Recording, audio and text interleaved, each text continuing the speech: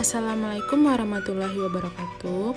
Kami dari kelompok 5 akan mempresentasikan tugas etika bisnis chapter 11 tentang ethical leadership. Member of group yang pertama Novi Asrina, yang kedua Ramadatul Ilham, dan yang ketiga saya sendiri Azra Ramiza.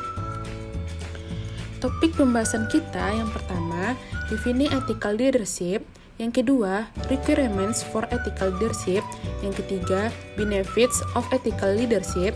Yang keempat, ethical leadership and organizational culture. Yang kelima, managing ethical conflict. Yang keenam, ethical leaders empower employees. Yang ketujuh, ethical leadership communication. Yang kedelapan, leader flower relationship in communication.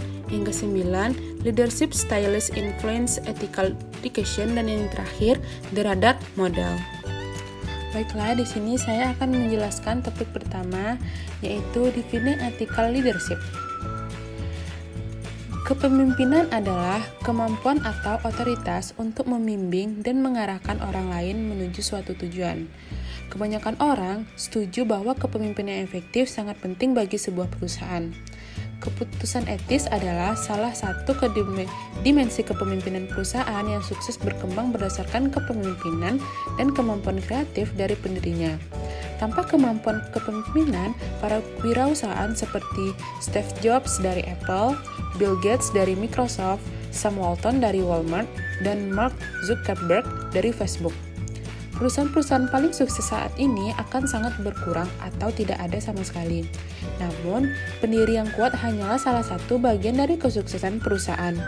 Kepemimpinan etis yang kuat harus ditunjukkan melalui penerus, manajer lain dan karyawan untuk melanjutkan kesuksesan perusahaan. Keterampilan kepemimpinan etis, Tim Cook dari Apple, Steve Ballmer dari Microsoft, dan Sterling Sandberg Cook dari Facebook. Kepemimpinan etis menciptakan budaya etis. Manajer puncak memberikan centang biru untuk budaya perusahaan-perusahaan. Jika para pemimpin ini gagal untuk mengekspresikan perilaku dan tujuan etis yang diinginkan, budaya perusahaan berkembang dengan sendirinya untuk mencerminkan nilai dan norma perusahaan. Pertimbangkan nasib satu perusahaan akuntansi yang sangat menguntungkan dan sukses. Pendiri perusahaan ini dikenal karena integritasnya. Sedemikian rupa sehingga dia menolak membuat entry akuntansi yang tidak tepat untuk klien besar terlepas dari konsekuensinya. Kepemimpinan etis tidak hanya menuntut karyawan untuk mengikuti kode moral yang ketat. Ini tentang membantu menerapkan dan memperkuat nilai-nilai etika bersama untuk mempromosikan budaya etis secara keseluruhan. Harus dicatat bahwa meskipun CEO dan dewan adalah pemimpin penting, mereka bukan satu-satunya anggota perusahaan yang diminta untuk menunjukkan keterampilan kepemimpinan yang etis. Karyawan bawah harus sadar bahwa mereka mungkin perlu mengambil peran semacam ini juga. Dalam jangka panjang, jika pemangku kepentingan tidak senang dengan kepemimpinan perusahaan, para pemimpin puncak tidak akan mempertahankan posisinya, sehingga kepemimpinan yang beretika penting bagi perusahaan itu sendiri, serta keamanan kerja pada pemimpin terkait. Selanjutnya, topik kedua, requirements for ethical leadership. Keterampilan kepemimpinan etis sering membutuhkan pelatihan dan pengalaman bertahun-tahun untuk berkembang. Beberapa karakteristik kunci dari kepemimpinan etis adalah yang pertama, pemimpin yang etis harus mencontoh nilai-nilai organisasi. Yang kedua, menempatkan kepentingan organisasi dan pemangku kepentingan di atas kepentingan mereka sendiri. Yang ketiga, melatih dan mengembangkan karyawan seiring kemajuan mereka sepanjang karir mereka. Yang keempat, membangun mekanisme pelaporan yang efektif. Yang kelima, memahami nilai dan persepsi karyawan. Dan yang terakhir, mengenali batasan dalam aturan dan nilai organisasi yang penting. Para pemimpin etis tidak pernah menutup mata terhadap pelanggaran yang diamati. Pemimpin yang etis juga menyadari bahwa mereka mungkin memiliki kelemahan mereka sendiri dan bekerja dengan orang lain untuk meningkatkan keterampilan mereka. Juga, pemimpin etis harus cukup kuat untuk tetap setia pada apa yang sejalan dengan kebijakan mereka. Juga harus memiliki kekuatan untuk berpotensi meninggalkan organisasi jika sistem tata kelola perusahaannya menjadi sangat cacat sehingga tidak mungkin membuat pilihan yang tepat. Akhirnya, pemimpin etis yang kuat adalah mereka yang bersemangat tentang organisasi dan merasakan keinginan dan kebutuhan untuk bertindak demi kepentingan terbaik organisasi. Pemimpin yang etis tidak menunggu masalah muncul. Seiring waktu, mereka mengembangkan kemampuan untuk mengantisipasi, merencanakan, dan bertindak secara proaktif untuk menghindari potensi krisis. Salah satu cara untuk melakukan ini adalah dengan mengembangkan hubungan baik dengan karyawan sehingga pemimpin yang beretika dapat melihat dengan lebih baik kapan, di mana, dan mengapa perilaku tidak etis dapat terjadi. Menjadi dekat dengan karyawan juga berarti mereka akan lebih terbuka dengan pemimpin yang beretika dan cenderung mengikuti perilaku etis yang ditunjukkan oleh pemimpin tersebut. Selanjutnya, topik yang ketiga yaitu benefits of ethical leadership. Pemimpin etikal tidak menunggu masalah etika muncul.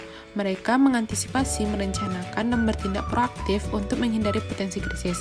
Salah satu cara untuk menjadi proaktif adalah dengan mengambil peran kepemimpinan dalam mengembangkan program efektif yang memberikan bimbingan dan dukungan kepada karyawan untuk membuat pilihan yang lebih etis. Bahkan dalam menghadapi tekanan yang cukup besar untuk melakukan sebaliknya. Pemimpin etis yang proaktif memahami kebutuhan sosial dan menerapkan atau mengembangkan praktik terbaik kepemimpinan etis yang ada di industri mereka. Kepemimpinan yang etis menciptakan banyak manfaat bagi sebuah organisasi. Yang paling penting, kepemimpinan etis memiliki dampak langsung pada budaya perusahaan-perusahaan. Misalnya, pemimpin etis mengkomunikasikan dan memantau nilai-nilai organisasi, memastikan bahwa karyawan mengetahui tujuan dan keyakinan perusahaan. Mereka juga memberikan motivasi budaya untuk perilaku etis, seperti sistem penghargaan untuk perilaku etis dan pengambilan keputusan. Penguatan ini berkorelasi positif dengan pola perilaku karyawan yang etis. Dengan demikian, kepemimpinan etis mendorong karyawan untuk tidak dengan cara yang etis di lingkungan kerja mereka sehari-hari. Ini adalah fakta yang terkenal bahwa sebuah perusahaan hanya sebaik karyawannya. Jadi menamakan karyawan dengan rasa integritas yang kuat sangat penting untuk menciptakan organisasi yang beretika. Sementara, kepemimpinan etis dapat menciptakan keunggulan kompetitif melalui kepuasan dan produktivitas karyawan. Hal itu juga menciptakan hubungan yang kuat dengan pemangku kepentingan eksternal. Misalnya, pelanggan bersedia membayar harga yang lebih tinggi untuk produk dari perusahaan etis, karena kepercayaan konsumen untuk bisnis terus pulih setelah krisis keuangan dan resesi. Konsumen lebih cenderung melakukan bisnis dengan perusahaan yang mereka anggap dapat dipercaya. Kepemimpinan etis adalah persyaratan dasar untuk mempengaruhi penilaian pasar jangka panjang perusahaan. Ada hubungan positif antara komitmen etis karyawan dan penilaian perusahaan di pasar saham. Reputasi perusahaan untuk tanggung jawab sosial perusahaan juga berdampak pada keputusan investor. Tanggung jawab sosial perusahaan berhubungan negatif dengan risiko etika dalam jangka panjang, dan investor memandang risiko sebagai faktor etika menentukan apakah akan berinvestasi di perusahaan. Oleh karena itu, reputasi etis perusahaan dapat meyakinkan mereka tentang keberlanjutan perusahaan dalam jangka pendek dan jangka panjang. Selanjutnya, topik yang keempat, ethical leadership and organizational culture. Budaya organisasi muncul apakah ada kepemimpinan yang efektif atau tidak. Dimensi etika tergantung pada bagaimana pemimpin perusahaan mempengaruhi budaya. Dalam organisasi di mana para pemimpin toleran atau acuh tak acuh terhadap pelanggaran, budaya kemungkinan akan berkembang di mana karyawan mengambil jalan pintas atau mengambil risiko berlebihan untuk memajukan karir mereka. Di sisi lain, pemimpin etis menyadari bahwa budaya organisasi akan berdampak langsung pada perilaku karyawan dan membuat upaya yang lebih besar untuk mempromosikan budaya etika dan kepatuhan. Para pemimpin membantu mengatur nada untuk budaya seperti itu melalui nilai-nilai bersama, sikap, dan praktik etis. Para pemimpin yang mengadopsi pendekatan berbasis kepatuhan menekankan kepatuhan pada aturan dan peraturan dan menetapkan proses untuk memastikan kepatuhan. Pendekatan semacam itu mencegah perilaku ilegal dan menekankan budaya penghindaran. Pendekatan berbasis integritas memandang etika sebagai peluang untuk menerapkan nilai-nilai inti. Pemimpin yang mengadopsi pendekatan berbasis integritas bertanggung jawab atas budaya etis perusahaan dan meminta pertanggungjawaban karyawan untuk mempraktikkan perilaku etis dan praktik inti. Pendekatan berbasis integritas biasanya melibatkan chief officer, manajer sumber daya manusia, dan komite anggota dewan dengan program etika dan kepatuhan. Cara lain untuk mengklasifikasi tipe pemimpin mencakup kategori yaitu pemimpin yang tidak etis, pemimpin yang apatis, dan pemimpin yang etis. Masing-masing tipe ini mempengaruhi perkembangan budaya organisasi baik positif maupun negatif. Pemimpin yang beretika memasuki etika pada setiap level operasional dan tahapan proses pengambilan keputusan. Akan selalu ada penyimpangan etika di organisasi manapun. Tetapi para pemimpin etis menangani masalah segera setelah masalah itu muncul. Seringkali pemimpin etis mencoba menciptakan budaya organisasi partisipatif di mana karyawan didorong untuk memberikan masukan. Pemimpin etis melihat kolaborasi karyawan seperti itu sebagai sumber daya yang penting. Dalam jenis budaya organisasi, karyawan dipandang sebagai kontributor nilai utama. Oleh karena itu, para pemimpin harus membangun sistem komunikasi yang kuat untuk memberitahu karyawan tentang aktivitas perusahaan dan mendorong mereka untuk melaporkan kekhawatiran kepada para pemimpin perusahaan. Untuk memastikan karyawan berada di halaman yang sama, pemimpin etis juga harus mengkomunikasikan nilai dan prinsip paduan perusahaan dan menunjukkan kompetensi dan kredibilitas dalam pengambilan keputusan yang etis. Selanjutnya yaitu manajemen konflik etika. Konflik etika terjadi ketika ada dua atau lebih posisi pada keputusan etis. Kadang-kadang konflik etika muncul karena karyawan merasa tidak nyaman dengan keputusan mereka sendiri atau rekan kerja mereka.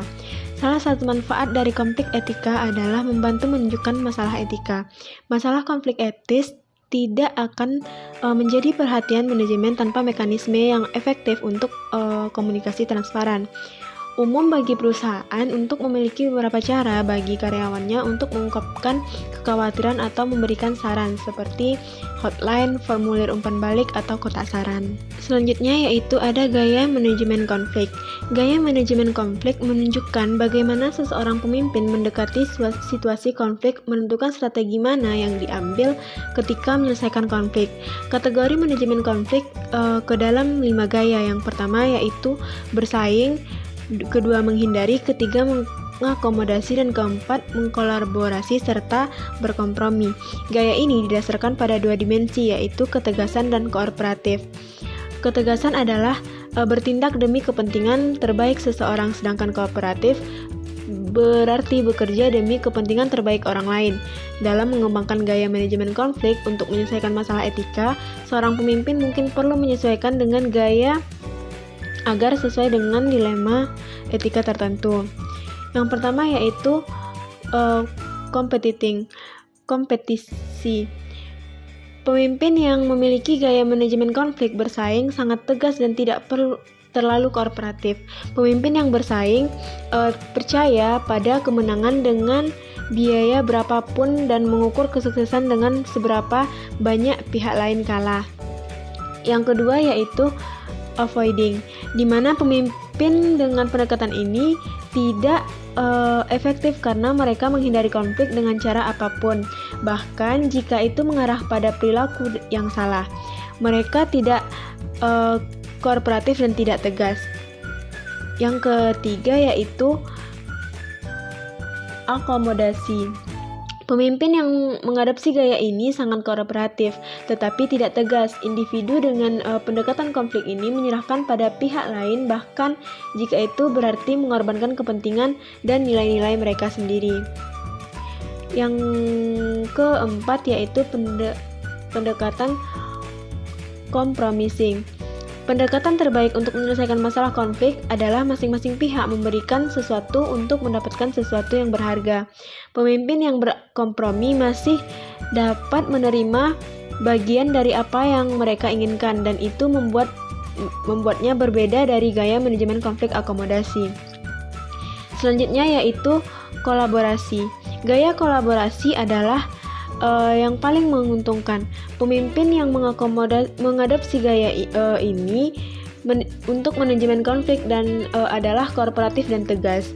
Daripada langsung berkompromi, para pemimpin kolaboratif mengkolaborasikan dengan orang lain untuk menemukan cara kreatif untuk mendapatkan solusi yang bermanfaat. Selanjutnya yaitu pemimpin yang etis memberdayakan karyawan. Pemimpin etis dalam suatu organisasi tidak dapat membuat setiap keputusan etis sendiri. Faktanya, banyak dari keputusan sehari-hari tidak akan dibuat oleh manajemen, tetapi oleh karyawan. Keputusan karyawan memiliki dampak yang luas pada suatu organisasi.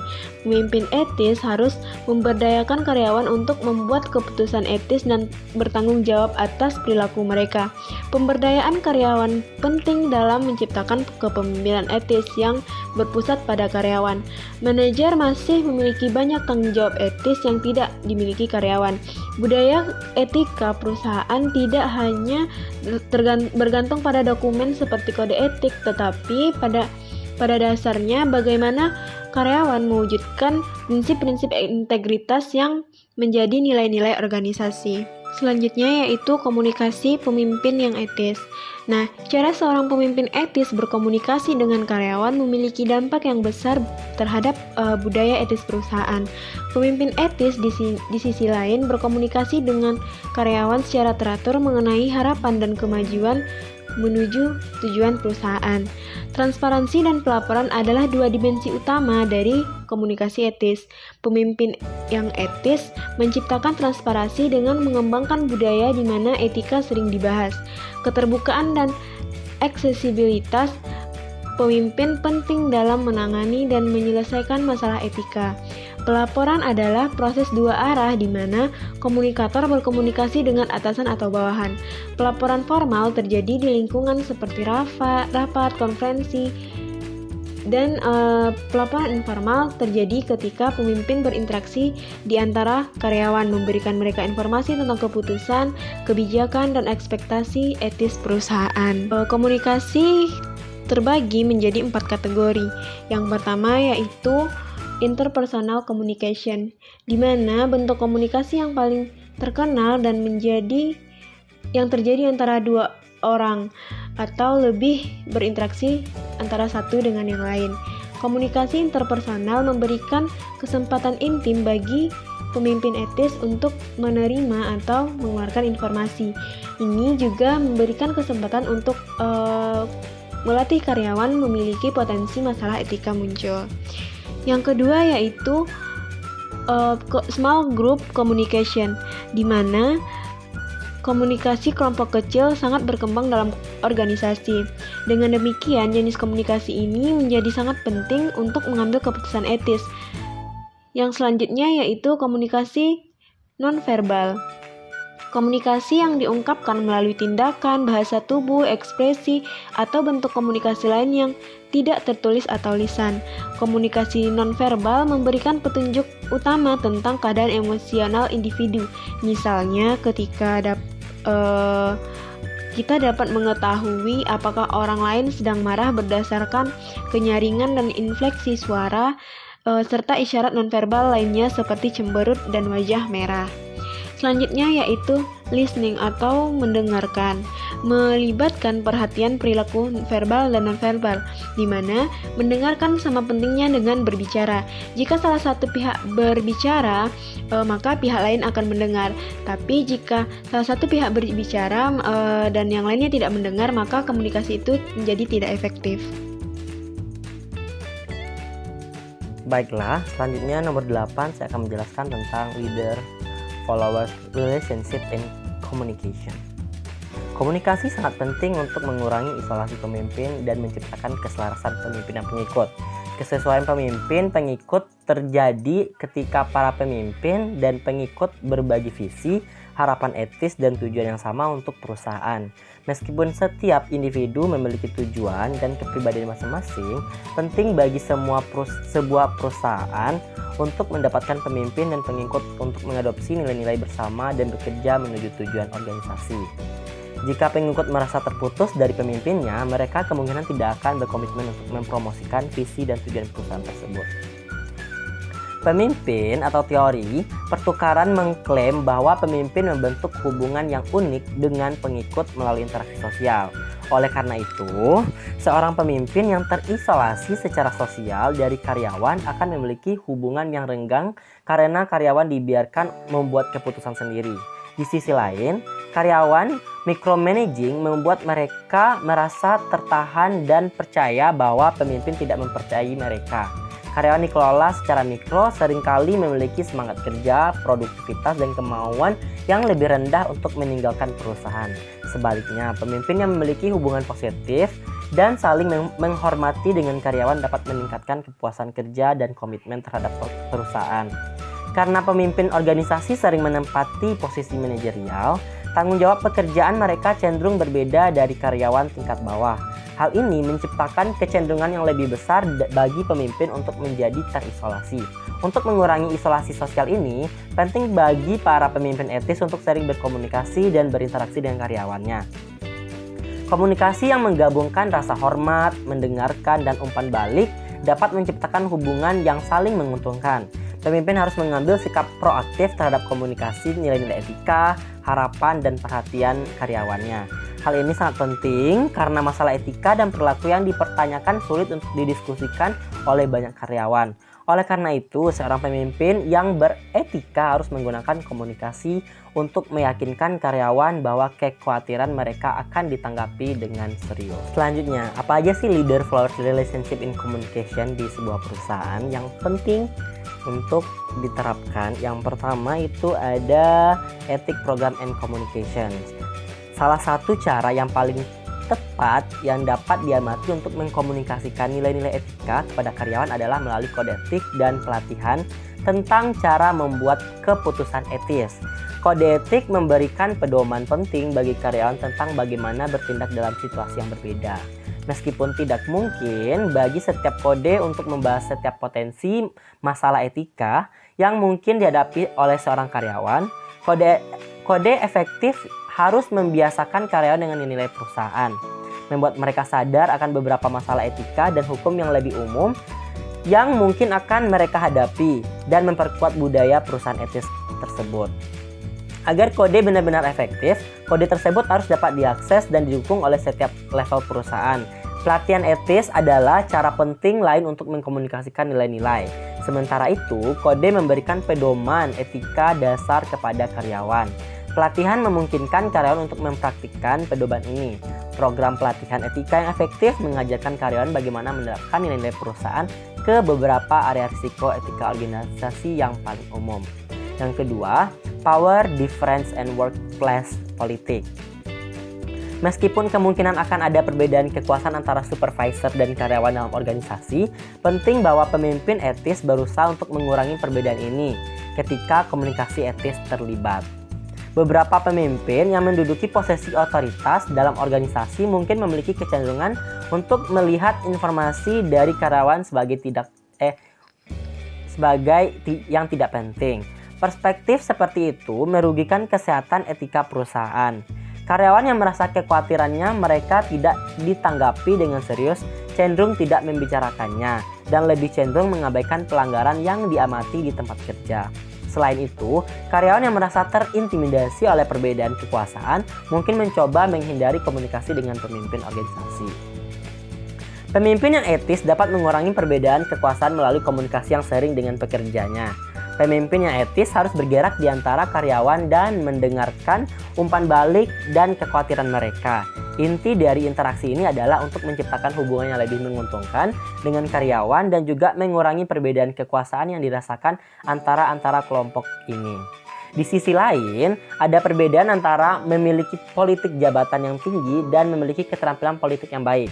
Pemimpin etis harus menghindari yang pertama, tetapi mengadopsi yang terakhir. Karena keterampilan politik dapat digunakan untuk mempromosikan tujuan organisasi dan membantukan daripada menghalangi karyawan lainnya. Pemimpin etis dengan keterampilan politik yang baik mampu menavigasi situasi yang sulit, mengurangi ketidakpastian, dan mengadvokasi perubahan positif. Seorang pemimpin etis memimpin karyawan melalui tantangan sambil menghindari politik kantor dengan mendistribusikan penghargaan secara adil dan mengkomunikasikan nilai-nilai perusahaan. Selanjutnya yang ketiga itu feedback. Sebagian besar perusahaan menyadari perlunya pemimpin organisasi untuk memberikan umpan balik kepada karyawannya. Umpan balik dapat terjadi melalui metode informal seperti percakapan sederhana atau melalui sistem yang lebih formal seperti evaluasi kinerja karyawan. Pemimpin yang etis memahami pentingnya umpan balik positif dan negatif bagi karyawan. Umpan balik negatif, meskipun terkadang sulit untuk disampaikan, penting untuk diinformasikan kelemahan karyawan dan memberikan cara konstruktif untuk memperbaiki umpan balik negatif tersebut.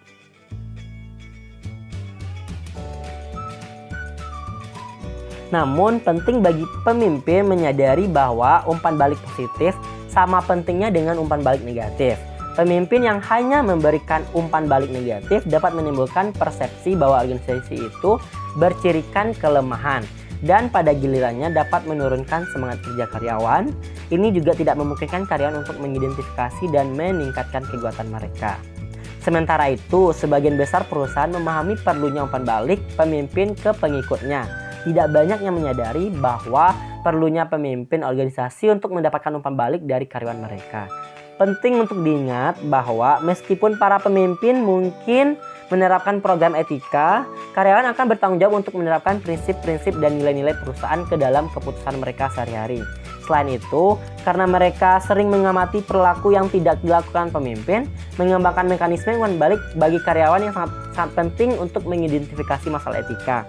Akhirnya, akan sangat membantu untuk memasukkan umpan balik ketika mengukur efektivitas program etika perusahaan tersebut. Umpan balik karyawan dapat dihasilkan dengan berbagai cara, termasuk wawancara, survei anonim, audit etika, dan situs web. Mendorong karyawan untuk memberikan umpan balik penting dalam membuat karyawan merasa terlibat dalam mengembangkan budaya perusahaan tersebut.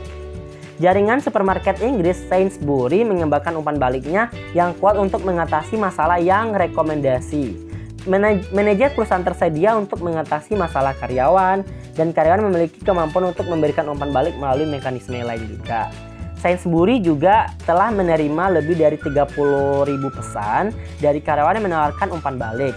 Umpan balik tetap menjadi salah satu cara paling vital untuk menguji keefektifan budaya etis dan kemampuan pengambilan keputusan perusahaan. Selanjutnya nomor 9 yaitu leadership style influence ethical decisions. Gaya kepemimpinan mempengaruhi banyak aspek perilaku organisasi, termasuk penerimaan dan kepatuhan karyawan terhadap norma dan nilai organisasi. Gaya yang berfokus pada membangun nilai organisasi yang kuat di antara karyawan berkontribusi pada standar perilaku yang bersama. Mereka juga mempengaruhi transmisi organisasi dan pemantauan nilai norma, kode etik. Singkatnya, gaya kepemimpinan suatu organisasi mempengaruhi bagaimana karyawannya bertindak. Tantangan bagi para pemimpin adalah mendapatkan kepercayaan dan komitmen dari anggota organisasinya. Yang penting jika pemimpin organisasi ingin mengarahkan perusahaan mereka menuju kesuksesan, maka para pemimpin yang diakui sebagai dapat dipercaya lebih cenderung dianggap sebagai pelayan etis. Mempelajari gaya dan sikap kepemimpinan perusahaan juga membantu menunjukkan dengan tepat di mana masalah etika di masa depan mungkin akan terjadi. Kepemimpinan yang etis oleh seorang CEO membutuhkan pemahaman tentang visi dan nilai-nilai perubahan, serta tantangan dan tanggung jawab risiko yang terlibat dalam mencapai tujuan organisasi tersebut. Penyimpangan dalam kepemimpinan etis dapat terjadi pada orang-orang yang memiliki karakteristik etika yang kuat, terutama jika mereka melihat budaya etis organisasi berada di luar ranah pengambilan keputusan yang ada di rumah, keluarga, ataupun masyarakat. Fenomena ini telah diamati dalam banyak kasus yang disebut sebagai warga masyarakat yang baik yang terlibat dalam kegiatan bisnis yang tidak etis. Pemimpin yang etis membutuhkan pengetahuan dan pengalaman untuk membuat keputusan. Pemimpin etis yang kuat harus memiliki integritas moral yang tepat. Integritas tersebut harus transparan. Dengan kata lain, mereka harus melakukan secara pribadi seolah-olah itu selalu publik. Pemimpin etis harus menyeimbangkan masalah saat ini dengan potensi di masa depan. Orang seperti itu harus peduli dengan pemegang saham serta karyawan yang dibayar paling rendah. Pengalaman menunjukkan bahwa tidak ada pemimpin yang selalu benar atau dinilai etis oleh pemangku kepentingan dalam setiap kasus. Pengakuan atas fakta ini mungkin dianggap sebagai kelemahan, tetapi pada kenyataannya mendukung integritas dan meningkatkan perdebatan, pertukaran pandangan tentang etika dan keterbukaan. Pemimpin etis yang paling efektif memiliki kemampuan untuk mengelola diri mereka sendiri dan hubungan mereka dengan orang lain yang secara efektif. Keterampilan dikenal sebagai kecerdasan emosional. Pemimpin yang cerdas secara emosional terampil dalam kesadaran diri, pengendalian diri, dan membangun hubungan. Mereka diarahkan keluar dan memiliki visi tentang mencapai sesuatu yang lebih besar dari diri mereka sendiri. Inilah 6 gaya kepemimpinan yang berbasis kecerdasan emosional yang telah diidentifikasi oleh Daniel Goleman. Yang pertama, pemimpin yang memaksa menuntut kepatuhan sesaat dan berfokus pada pencapaian, inisiatif, dan pengendalian diri. Meskipun gaya ini bisa sangat efektif selama masa krisis atau selama perputaran, sebaliknya menciptakan iklim negatif untuk kinerja organisasi. Yang kedua, pemimpin yang berwibawa dianggap sebagai salah satu gaya yang paling efektif. Mengilhami karyawan untuk mengikuti sebuah visi, memfasilitasi perubahan, dan menciptakan iklim kinerja yang sangat positif. Yang ketiga, pemimpin afiliatif menghargai orang, emosi mereka, dan kebutuhan mereka, dan mengandalkan persahabatan dan kepercayaan untuk mempromosikan fleksibilitas, inovasi, dan pengambilan risiko. Dan yang keempat, pemimpin yang demokratis mengandalkan partisipasi dan kerja tim untuk mencapai keputusan kolaboratif. Gaya ini berfokus pada komunikasi dan menciptakan iklim positif untuk mencapai hasil.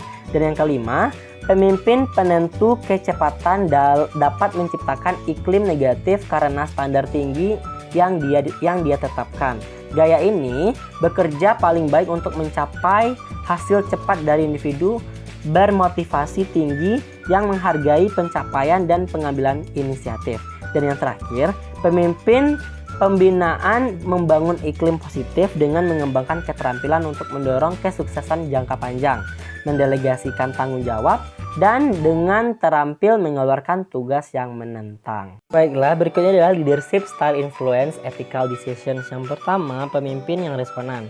Pemimpin yang responan ini menunjukkan perhatian terhadap diri mereka sendiri dan emosi mereka sendiri, berkeyakinan bahwa tujuan dapat dicapai, dan sikap peduli terhadap orang lain pun dalam organisasi.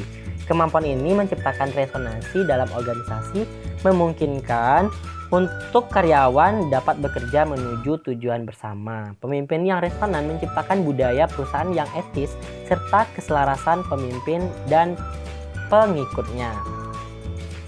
Yang selanjutnya yaitu adalah pemimpin otentik. Pemimpin otentik bersemangat tentang perusahaan, menjalankan nilai-nilai perusahaan setiap hari dalam perilaku mereka di tempat kerja, dan membentuk hubungan jangka panjang dengan karyawan dan pemangku kepentingan lainnya. Pemimpin otentik ini tidak meniru pemimpin lainnya, tetapi mereka belajar dengan mengamati mereka. Pemimpin otentik menampilkan kekuatan yang berpusat pada prinsip karena mereka mampu menangani situasi sulit secara efektif dan menunjukkan komitmen yang kuat terhadap organisasi mereka.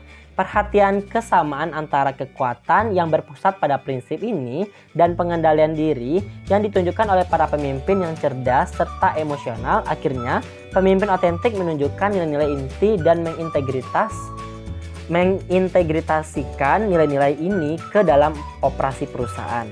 Kepemimpinan yang otentik harus menjadi tujuan bagi setiap pemimpin yang ingin mencapai perusahaan yang beretika kuat. Selanjutnya, pemimpin transformasional mengkomunikasikan rasa misi, merangsang cara berpikir baru, meningkatkan serta menghasilkan pengalaman belajar yang baru. Para pemimpin ini mempertimbangkan kebutuhan dan aspirasi karyawan dalam hubungannya dengan kebutuhan organisasinya.